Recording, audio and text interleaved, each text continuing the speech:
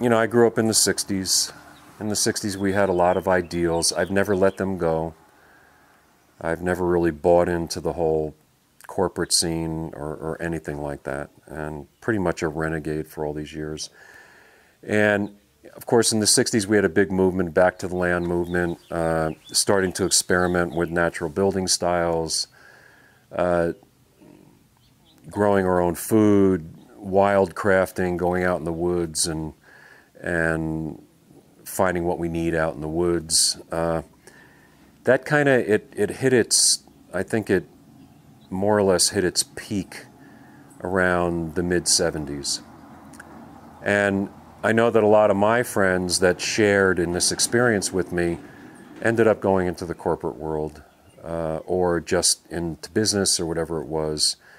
And I don't think there was much of the inspiration behind it to continue doing that work. A lot of the folks came out of urban environments and moved into these rural environments and really didn't have the skills and didn't have the training. So I think what's happened through the years, and then with the advent of permaculture in the 70s when Mollison and David Holmgren wrote their first book, that skill level has started to rise. I mean, it's and these ideas have expanded into the general population now. When I first started teaching, there really wasn't, especially in the Midwest, there really wasn't a whole lot of understanding about what permaculture is. As a matter of fact, I would say that the majority of the population had never even heard the word. And we were for those of us that started teaching here in the late 90s and early thousands, we were like the leading edge.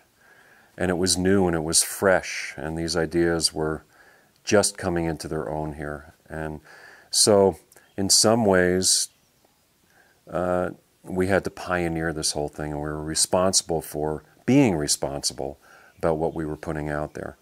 And I think I've noticed that in the last 7 or 8 years, the folks that know this word permaculture now, you know, of course there's been a big green movement in the news.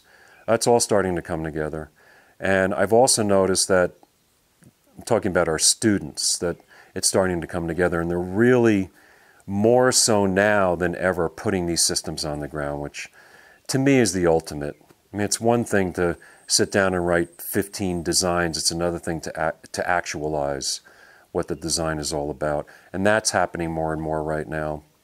When I was a farmer, an organic farmer, when I first started out, it was beginning to happen in this country, but I know that it's grown by, the whole organic farming scene grows by upwards of 10% a year, and the organic food business is also growing by 10 to 20% a year. So it's an incredibly dense movement right now, and there's a lot of people that are looking for it and shopping for it and making the relationships necessary to find that kind of food, including growing their own. So that's changed a lot, and we can all see that all over the place. I mean, farmers markets in cities now are just packed every week, and that says a lot. As far as design work goes, when we first started doing a lot of these designs, it was great to sit down, really assess a property, get in there, get at the guts of the property and what needed to happen, and to do beautiful drawings, but a lot of these were not being implemented. And I think what's happened now, let's say my last 5 or 6 clients, these are all being implemented and people are really working at it. And whether or not, you know, and the other thing is that they're getting more and more involved in the implementation process, which is one of the things that I'm adamant about. I will not work with a client that's not also involved in the implementation of a project, for growing their food, et cetera, et cetera, et cetera. I think that is key to this work. And as permaculture practitioners, of course, that's the essence of what we're doing.